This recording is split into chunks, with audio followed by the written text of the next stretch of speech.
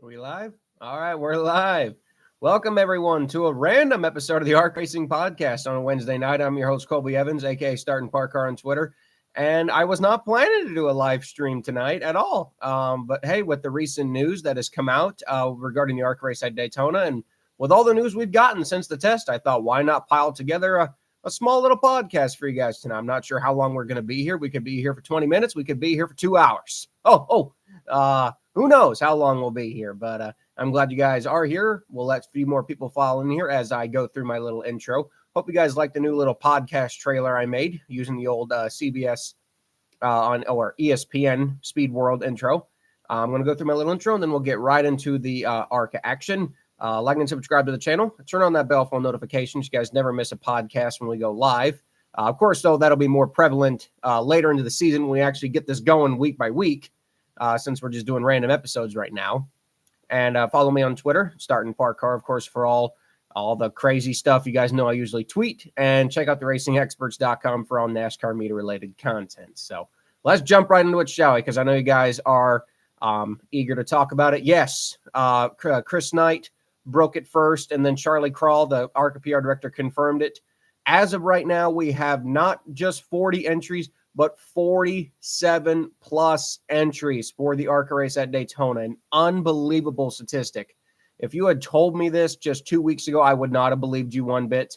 I thought there was going to be a way we might get a full field for Daytona, like maybe exactly 40 cars, or maybe we would get 41, 42 at the max. I figure if we were going to have maybe some DNQs, we might have 1 or 2. I didn't think we were going to have 7 and potentially as many as 10. I did not think there was any way possible that we were going to have as many as potentially 10 DNQs for an ARCA race at Daytona in 2024. I mean, I think if you would have told any person who, follows ARCA on a basic basis that there were going to be DNQs in 2024, they probably would have laughed at you. I probably wouldn't have believed you. And I'm the diehard guy. I'm the guy who does this podcast all the time. I wouldn't have believed you.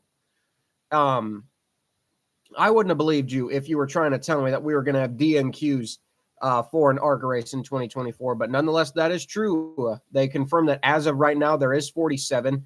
However, it looks like there are a few more. We have the Willie Mullins entry.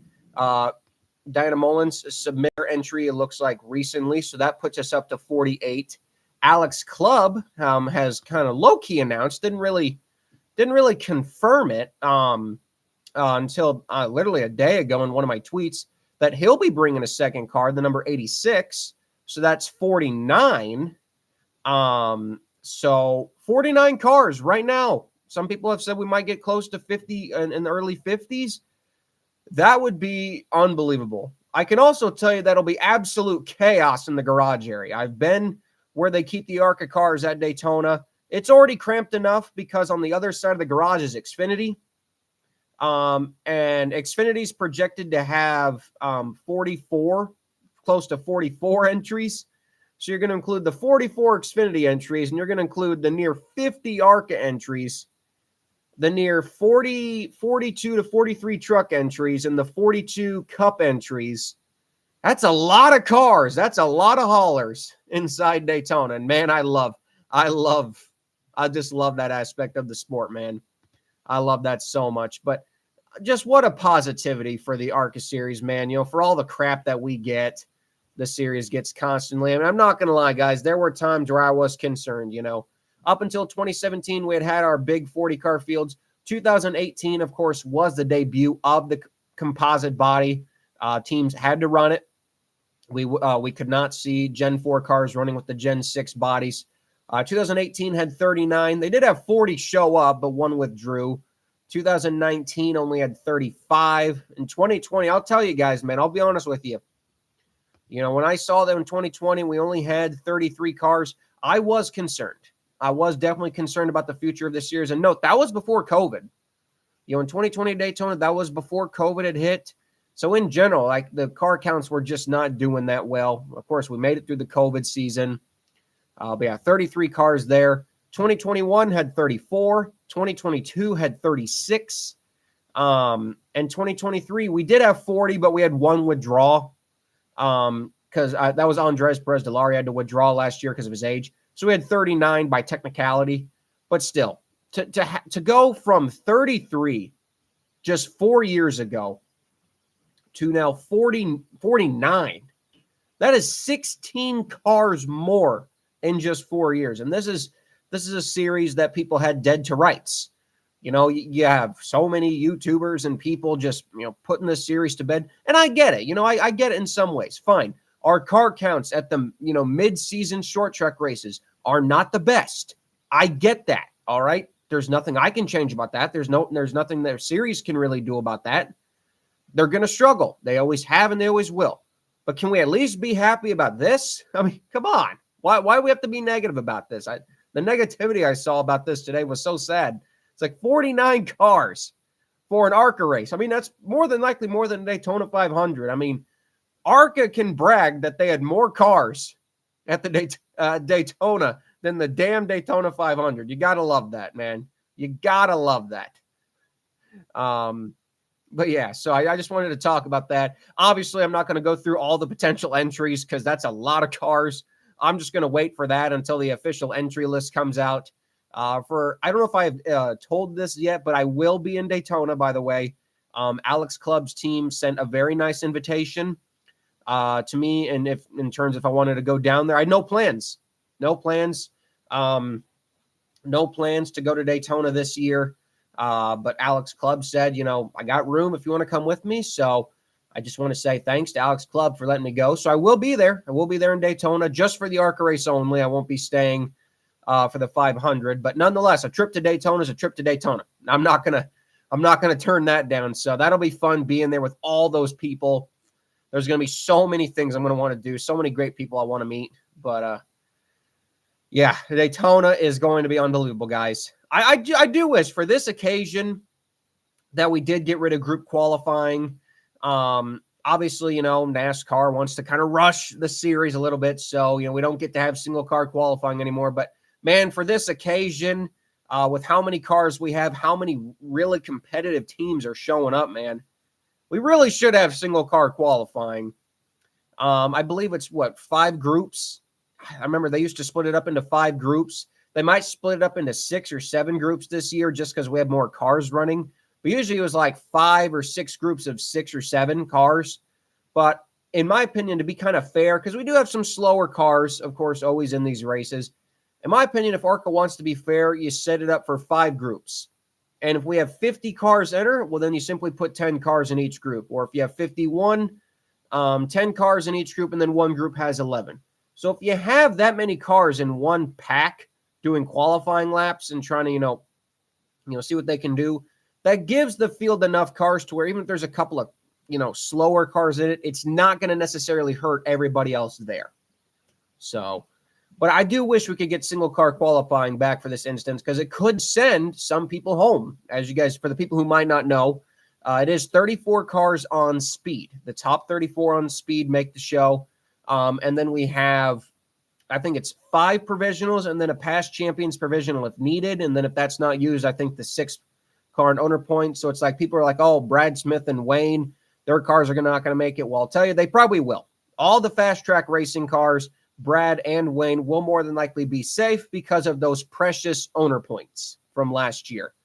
And so even if they're not in the top 40, which Brad and Wayne will not, more than likely will not be because they don't have Ilmores. They have the SB2s, which will have a horsepower restriction, but they will be in the show by virtue of their owner points. The fast track cars, I think they should be able to get in on speed. Some of them might need a provisional, but I think they'll be fine.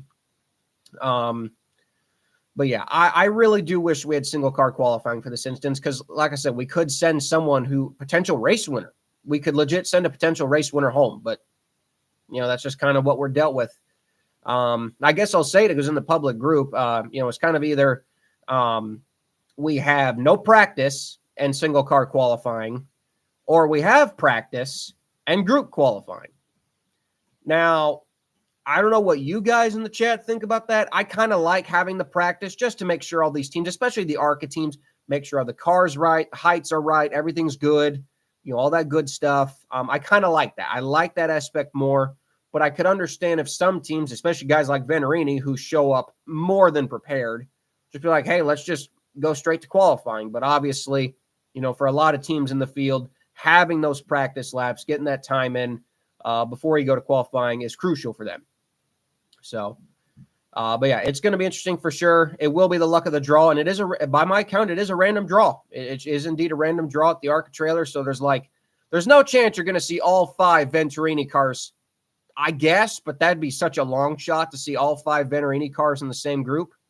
All these cars will be split into different groups. You could see Brad Smith in the Venturini group, for all you know. It's all random. So, but definitely absolute positivity starter for the series. Will we have some shorter car counts in the midseason at the short tracks like Elko, maybe Berlin? Sure. But, like we've dealt with that. We deal with that every year. It's nothing new for the people who watch the series regularly. Does it suck? Sure. But what can we do about it? There's nothing we can do about it. The fact that we have that many teams show up, I'm thankful for. So I'm just happy about this, man. There's nothing gets me more excited than a big competitive ARCA field for Daytona. But that's what I wanted to start off with this leading story. Like I said, the entry list, I'm not going to go over it because it's not out yet. The potential entry list, I don't really want to speculate. I'm just going to wait until the real entry list comes out. And then we'll have a podcast then, if that makes sense for you guys. But yes, positivity, man. You got to love it. Very happy for the field. Very happy for the series. Everyone in ARCA should be very happy right now. I know Charlie Crawl, he's bumping over the moon. And we even had NASCAR Chasm with the news that came out today about F1 screwing over Andretti. Shocker there. They don't like their U.S. audience. NASCAR Chasm put out a tweet that says ARCA is greater than F1. And you're damn right it is. You're damn right that ARCA is greater than F1 because, well, we might have had a championship season similar to them with Jesse Love dominating, but at least we had more winners. We'll give them that. We had more winners than F1. So ARCA better than F1 confirmed. Let's see the F1 elitists get pissed off at that. Oh, boy. But yeah, so that's the first topic I wanted to get over. And then we'll go over some of the actual other topics. Next, behind that, we have Marco Andretti. Speaking of Andretti, we'll lead into this too. Marco Andretti will be driving in ARCA this year. He will be driving, I believe it's 14 races. 14 races for Marco Andretti this year. Couple of primary races, and then a couple of West Series races. He will start off his season number 17 car. He will start off there at Daytona. He will then drive Phoenix. He will drive Dover, which is an East combo race. He will drive Kansas, Portland, Sonoma, Iowa, Mid-Ohio, which again makes sense because of his road course IndyCar background. IRP, which he'll also be driving in a truck. Milwaukee, which he'll also be driving in a truck. Some also deals with Roper Racing in the truck series. Bristol, Watkins Glen, the other Kansas. Those will be his races. And then Cook Racing Technologies also announced another car, the 42, which will be driven by Tanner Reif and Brandon Jones. The 42 of Tanner Reif will be at Phoenix, Dover, Kansas. Brandon Jones will be driving the 42 at Portland and Sonoma. Tanner Reif will then return to the 42 at Iowa, then Milwaukee. Brandon Jones will run the 42 at Watkins Glen, and then Tanner Reif will return for Bristol and Kansas, and then the West Series finale at Phoenix. So Bruce Cook Racing Technologies, great to see them expanding more into ARCA, especially the main division for this year. Although based on those accounts, it looks like there will be no West Series team full-time at least. Full-time at least for Bruce Cook Racing, which, I mean, realistically, they got nothing else to prove in that series. They won the Owners' Championship last year, so I don't blame them.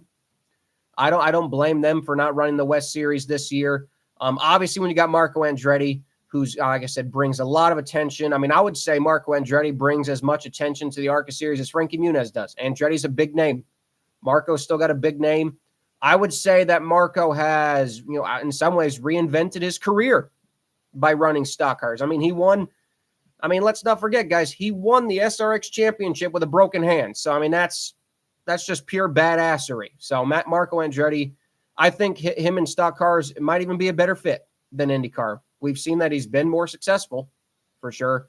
Cook Racing Technologies is a very solid organization. I think they're a capable winning team. Do I think Marco's going to go out there and win in his first year? I don't know. I definitely think he's top 5 caliber easily top 5 caliber. But to beat the Venturinis and to beat the Gibbs car, that's going to be hard, man. That is going to be very hard to do.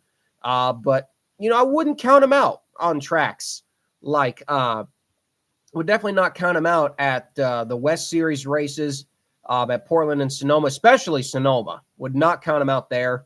Would not count him out at Mid-Ohio and Watkins Glen. I think those are the races he'll be a real threat. But like some of the oval races, I could see him doing well at Bristol. I could see him doing well at Bristol and IRP. And Iowa, I mean, heck, he won the IndyCar race there in 2011, so who knows? But yeah, really cool to see Marco Andretti stepping up. And it's good for ARCA to have that big name value. We had it last year with Frankie Muniz. By all accounts, Frankie Muniz might be back. There was a report, months ago that he will be still running part-time races this year in the 30 car that is kind of yet to be followed up on. I don't know if that's still confirmed or not. I think it's just the big track races only for Frankie, but I hope Frankie still runs some races this year. I believe he has an Xfinity deal with Daytona lined up. He's just waiting to announce it. But yeah, great to have that big name value to the series. It's needed. Marco's a great guy. Like, he's a good fan guy. I mean, he loves us. Trust me, he loves his fans. But yeah, good name value for Marco, and definitely going to be a competitive entry at the Daytona race in a couple weeks. And like I said, for Cook Racing Technologies too, running 2 cars. Again, all around that's good. Good. So then following up on that, we will look to Fast Track Racing, the little team that could, which they seem to run so many cars. I mean, God bless Andy Hillenberg. That man is a beast. Still no, we'll follow up on the 30 team in a second. Yeah, Red Jones. Sorry, go back to the Red Jones. Yeah, like someone in the chat said. Red Jones did say they had a wheelman for Daytona, but like they said, nothing has been followed up on with that. So nothing has been followed up on with that. But yeah, going back to Fast Track Racing, the little team that could. I love those guys. I love Andy Hillenberg. Their lineup has been confirmed, a little adjusted to it a little bit. The 66 of John Garrett. That is not going to happen, unfortunately. Garrett did not come up with the funding, which sucks. So the 66, but I don't think the 66 will be there, period. I don't think they're going to look for a different driver. I think the 66 just not going. The 99, of course, will be there with Michael Maples, the new driver. He'll be going the whole season. I believe Bryce Hogberg will be in the 11. I think. Ed Pompa in the 10. The 01, I'm going to keep that a surprise because everyone's going to love that driver when it's announced. And then the 12, I believe, is Ryan Roulette. Did I get that right? I don't know. Fast Track adjusts their lineup so much, but I think those are the drivers. Ed Pompa, Bryce Hogberg, Ryan Roulette, and Michael Maples. Again, the 01 driver, I'm going to keep that a secret because I don't want to leak it. That's going to be a fun announcement. And when you guys hear that driver, you guys are going to flip. I was going to say the S word, but I better not say that on YouTube, but you guys know what I'm trying to say. But yeah, so good for Ryan Roulette. That's going to be really, really cool for him to drive Daytona. I hate that for John Garrett. Hopefully he can put together something else for the rest of the season. Like I said, I'll be honest, financially, he barely made it through last year. So yeah. Papa. Oh, looks like I did get it wrong. So Pompa's in the 12. 11 can't say. So no, I'm not driving the 01. I'm not even cleared to run plate tracks, guys. Stop with me in the chat. I'm not even cleared to run plate tracks. I probably will be by next year. The plan, I mean, heck, I might as well just say right now, my plan is to be in the Daytona race next year. Fingers crossed. Fingers crossed for next year is to be in that race, but I'm not even cleared. Hey, I mean, if Dale wants me to run, maybe he can just sneak me in the car. Yeah, I think I got that right for Fast Track. Either way, good to see Andy. Man, for Andy Hillenberg, 5 cars, man. 5 cars on his budget. I don't know how he does it. I don't know how Andy Hillenberg does it. but you got to respect it, man. He works so hard, and the guy's not getting any younger. I mean, he's in his 60s now. He still acts like he's, young. He still acts young. Just because Andy's in his 60 doesn't mean he acts 60. Andy's one of the craziest characters in the garage, and I love him. I just love him. I love him so much. This just came to me, putting over Andy Hillenberg, because I always will put over Andy Hillenberg. Yes, and go. I forgot to go subscribe to the Fast Track YouTube channel, please. Go give them a subscribe. They deserve it. But yeah, I wanted to talk about them, and then of course we got some West Series news. Eric Johnson Jr. He'll be running full time for the Bill McAnally ARCA West team. This is big news for Bill McAnally Racing. The first time they will be with two cars in a couple of years. Last time we saw that was with Cole Moore in the 99. That car has since been defunct, and Cole Moore in general has kind of been defunct. I have no idea what happened to him. The 16 cars really struggled. The first year ran with Chevrolet with Austin Herzog and then Landon Lewis. Admittedly, that was a struggle. It really was. You could just tell that the speed was not there. The transfer to Chevrolet was not really helping. And then it's kind of funny, they were running some ex-Toyotas, but without the Toyota sticker logo.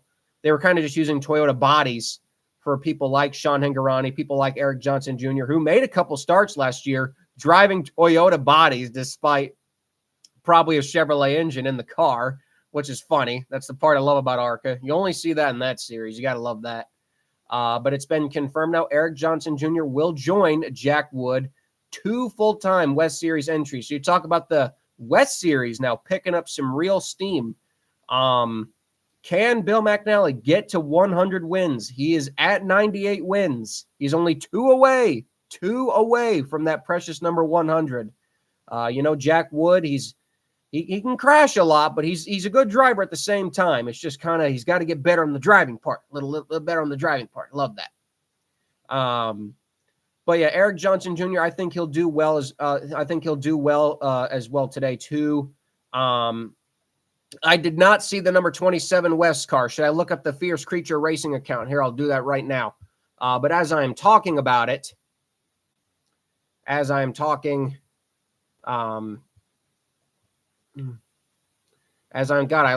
my train of thought. Yeah, Eric Johnson Jr., I was talking about the West Series. Great. Bobby Hillis has a new car. The news just keeps getting better. It just keeps getting better, right? You heard it right here live on the show, guys. Awesome. But nonetheless, great for the West Series overall to have another full-time competitive car. But yeah, I would love to see Bill McAnally get to 100 wins. They've definitely put in the effort all the years, all the Napa cars, all the different drivers. So they deserve to get to 100 wins.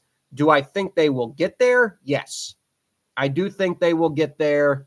Who is going to give them those 2 wins? I don't know. Hang on, guys. I'm going to look up this Bobby Hillis car. Luckily, I think we're still following each other on here. Bear with me. This is live me trying to type and trying to focus at the same time. Little sneak peek. Holy crap! Wow! Look at that beast. I wish I could show this right now on the channel. Wow, golden red. I'm not lying to you guys right now. Go look it up. No, well, keep watching the show now. But hey, go look it up, man. Yeah, Bobby Hillis on Twitter, man. Wow. That is a good-looking car. So yeah, it's got a gold top with a red bottom and gold. Wow, that is beautiful. Wow. So that just broke me right here on the screen. Let me see if I can pull it up on my phone while I'm talking right here. Guys, you guys are just you guys are distracting me too much. I'm getting off course. Here, let me look it up on my phone real quick so I can show you guys. My podcast won't let me insert photos. Here, I got it on my phone. I'll show you guys right now live. There it is. Look at that beast. Look at that beast right there. Here, see if I can get some more. Look at that. See if I can focus a little bit right there. Look at that beast. That is beautiful. And in memory of John Grebs, yep, R.I.P. to him. He passed away recently. He passed away. He was the owner of the 11 team that Takuma Koga used to drive for. But yeah, wow, that is a beautiful car, man. I am so excited. And Bobby's running full time this year, so even better. Like I said, the West Series, just real big news for all three series, man. The West Series, in my opinion, it's still the most competitive division of all three. I love watching the West Series. I wish that series had a TV deal with how entertaining those races are. But that is absolutely beautiful, man. And I love Bobby Hillis. Everyone loves Bobby Hillis. He's the Brad Smith and Wayne Peterson of the West Series division. But yes, going back to what I was saying, good for Bill McNally, good for Eric Johnson Jr. Definitely look forward to get them 100 wins this year and maybe a driver's championship too. Oh boy, that was a big. We got really distracted. And also to clarify on Michael Maples, he will also be running full time in the East Division too. So Fast Track will have we'll have two full-time East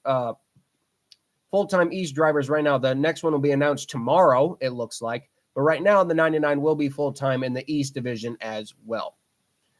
Scott Melton did announce on his Facebook. I guess you got to be friends on Facebook with him. But Kimmel Racing will be running 2 cars at Daytona. Scott Melton is actually switching cars for Daytona. If you guys saw my Twitter a couple weeks ago, I did post a picture of Scott Melton's Ford Mustang getting painted in the beautiful metallic blue. They took it to the test where the car proceeded to have all sorts of problems and just did not respond to anything. So much so that the Black Fusion that they brought along to test will now be the primary car. So that's nice. That car will be now Scott's, and the Mustang will now be driven by Gil Linster, who was driving the red 68 car. That car not really made for running plate tracks. So Linster will be in the 60. I'm assuming that'll be the 68 Mustang, and then Scott will be in the 69 Fusion. So look at that. You got Kimmel Racing representing both Ford bodies in the same race. You got to love that. You got the zombie Fusions running with the new Mustangs. From what I've been told, the Fusions actually handle better at the plate tracks anyway. So we'll just have to see how that plays out. But cool for Scott Melton and cool for Gil Linster, man. Always good to see new blood in the ARCA series, even if it's just for one-offs like Daytona. Andy Jankowiak did announce he is running a maximum right now of 12 of the 20 races, does want to run the whole season. He did post in a front stretch an article on Front Stretch. He does want to run the whole season. However, sponsorship permits that as of now, and he is confirmed for 12, which does include the first 7, which means after race number 7 at Iowa. It is unclear what he will do after that. I would imagine he'll probably run the tracks like Watkins Glen, probably the season finale at Toledo again. The other races in between there, I couldn't really tell you guys which ones, but still good to see that in general. Andy J will be at 12. I do hope he can find the sponsorship to run the whole season because Andy J has been one of the real success stories in ARCA, from purchasing that Ken Schrader car, in 2021, getting that top 10 finish, and to parlaying it what it is now is just amazing.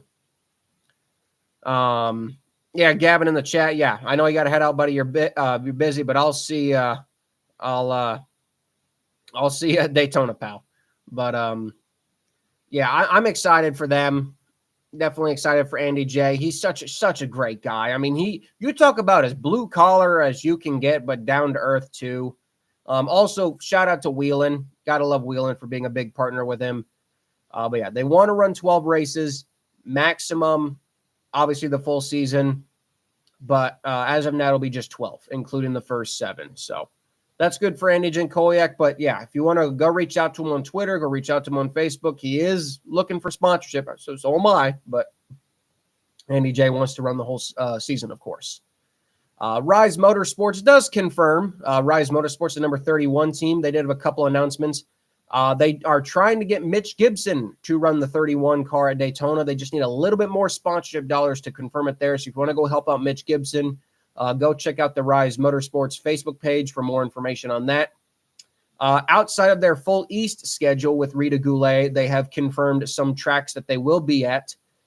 Kansas, Watkins Glen, Springfield, and DuQuoin are some of the tracks. They have not named drivers, but we can kind of speculate who they are, but I'll let you guys do that in the chat. So looks like Rise Motorsports will be at quite a few races this season. They definitely do a lot with one car, just kind of like Brad Smith and Wayne. It's not easy running one car at all these different kinds of tracks, especially with an underpowered motor. But, Tim Goulet, he knows how to set these suckers up. So if anyone knows how to do it, it's him. So, but good for Rise Motorsports. Always good seeing more teams trying to run more races. And speaking of sponsorship, Greg Van Alst, who did kind of announce in a motorsport article during the Daytona test, announced that he has current intentions to run the entire 2024 ARCA Menard Series season. I hope he does. Obviously, sponsorship would help that out.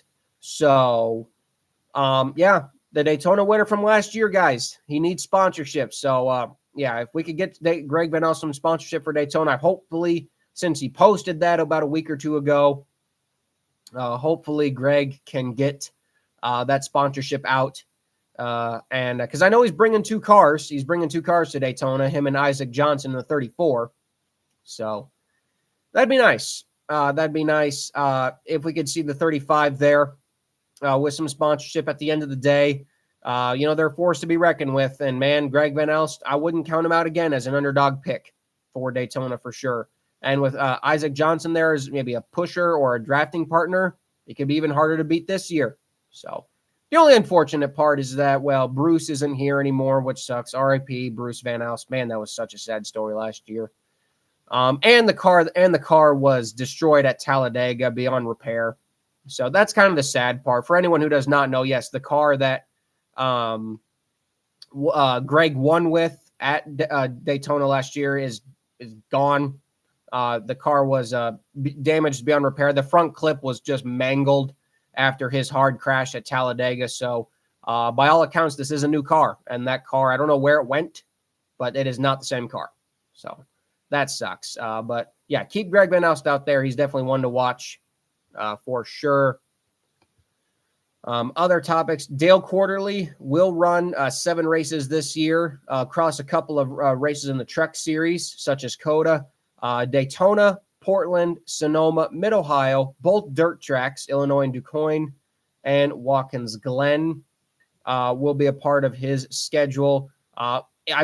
He might run Talladega if the car survives Daytona, but that's not confirmed. But I could see Dale running Talladega. He wants to run there, but obviously the pressure of tearing up his car might be a little too much. But cool to see old Dale Quarterly out there.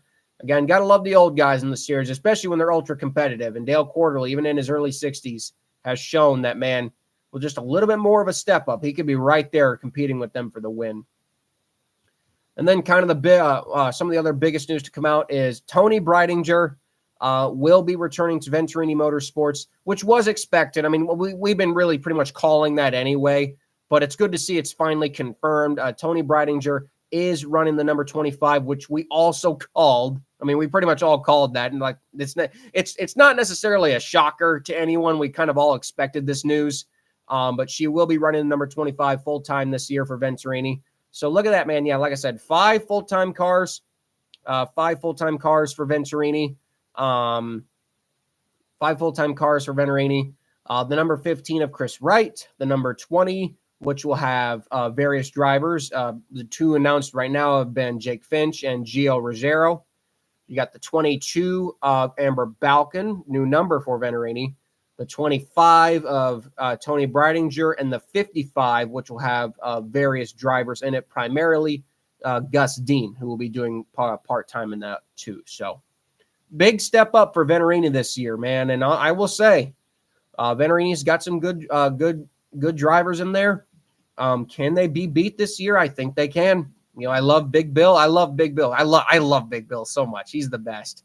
I like Billy too, but man, Big Bill always gives me a hug. Every time I'm in the garage, Big Bill always gives me a hug. I love, like I said, I'm friends with everyone. I love to be friends with everyone in the garage, but I love Big Bill. He's so cool on a scooter. Oh, I love Big Bill. But yeah, I wish them the best of luck at Daytona with 5 cars. We also have another woman announced, Becca Monopoly. The name might not be too familiar with you guys, but she's a very accomplished racer. If you go look at her Facebook page, she's raced a lot over the years. And she ran the test with Fast Track Racing to get approved, and she will be running number 47 for Mixon Racing with help from Mike Harmon. So by technicality, this will be Mike Harmon Racing's first ARCA race in a long time. Long time. But yeah, the number 47 will be there. The only reason why they're not running 74 is because, well, Mandy Chick already has that number. So just, oh, lost my microphone. Oh, I hit the microphone. Oops. Can you hear me now? The only reason they're not running number 74 is because of Mandy Chick, because she already owns that number. So they just flip the numbers back around, and we'll be running 47. So cool to see Mike Harmon there. He's going to be there for the Xfinity race anyway. So it's really no extra cost to bring the 47 in some ways. Plus with a funded driver, assuming they have an Ilmore to hopefully make the show. But yeah, and gotta love the woman presence in the race. So that's Mandy Chick, Tony Brideinger, Amber Balkin, Becca Monopoly. That's 4 right now. So that's 4. How many? I think we had 5 last year. I don't know if Miss Araka's coming back. Who else am I forgetting from last year?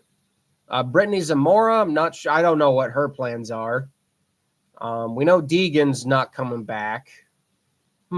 As of right now, it looks like it's only 4. But hey, either way, man, having 4 women represented in the series, that's great to see, man.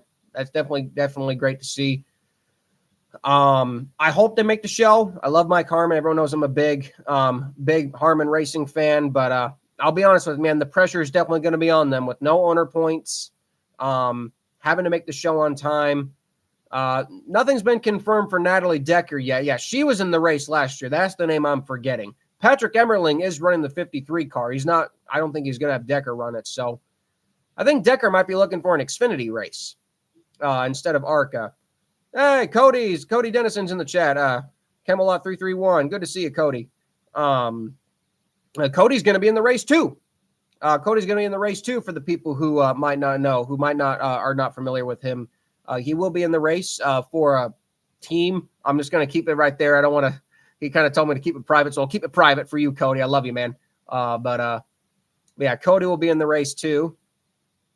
But yeah, like I said, lots of good stories right there. But I think Decker will probably find a ride. I'm not sure if it'll be Xfinity. I'm not sure if it'll be ARCA, but Decker will be somewhere. It's Daytona. She's got to be in a ride somewhere, you know. And that kind of wraps up. I think that kind of wraps up the topics for tonight. But yeah, kind of wraps it up tonight.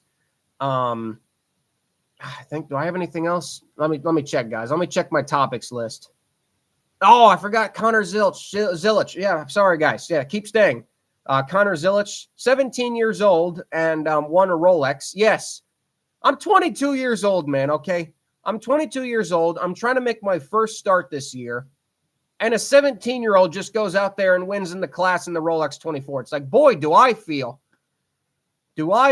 just, I feel old, and I'm 22. 17-year-old goes out there, and this kid really is the future. I'm telling you, Connor is the future, man. 17 years old and so much raw talent.